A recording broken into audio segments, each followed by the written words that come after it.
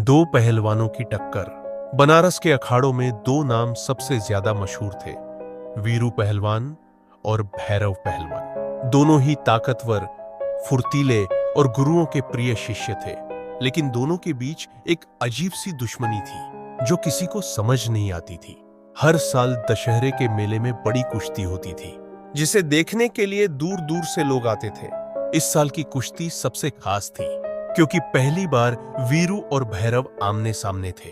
दोनों के समर्थक अपनी अपनी जीत के दावे कर रहे थे, लेकिन किसी को नहीं पता था कि इस मुकाबले के पीछे एक पुराना राज छिपा था। गुप्त प्रतिज्ञा मुकाबले से एक रात पहले अखाड़े के गुरुजी ने वीरू को बुलाया और कहा, बेटा, यह कुश्ती सिर्फ ताकत की नहीं, तुम्हारे धैर्य की भी परीक्षा होगी। याद रखना, भैरव कोई आम पहलवान नहीं है। वीरू ने सिर हिलाया, लेकिन गुरुजी की बातों में कुछ अजीब लगा।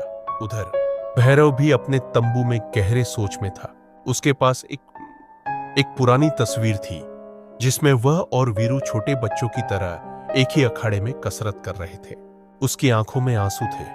उसने तस्वीर को मुट्ठी में दबाया और खुद से कहा, जो होना है अब वही होगा। मुकाबले का दिन पूरा मैदान दर्शकों से भरा हुआ था।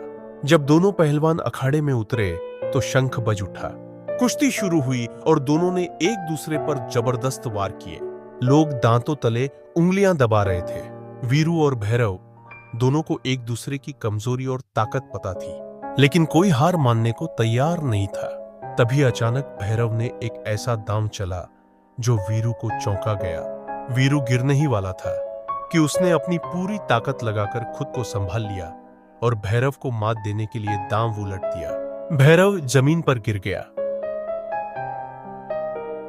लेकिन उसकी आंखों में कोई क्रोध नहीं था, बल्कि एक रहस्यमयी मुस्कान थी। छुपा हुआ सच भीड़ में बैठी एक बुजुर्ग औरत ये सब देख रही थी। वह अचानक खड़ी हुई और रोते हुए बोली, रुको, तुम दोनों भाई हो। पूरा मैदान स्तब्ध रह गया। वीरू और भैरव ने चौंक कर उस औरत की ओर देखा। वह औरत उनके बचपन की आया थी। उसने बताया कि किसी पुराने दुश्मन ने दोनों भाइयों को बचपन में अलग कर दिया था और वे अलग अलग अखाड़ों में पले बढ़े। यह सुनते ही वीरू और भैरव की आंखों में आंसू आ गए। दोनों ने एक दूसरे को गले लगा लिया। आज पहली बार अखाड़े में कोई कुश्ती हारकर भी जीत चुका था। खून के रिश्ते की जीत।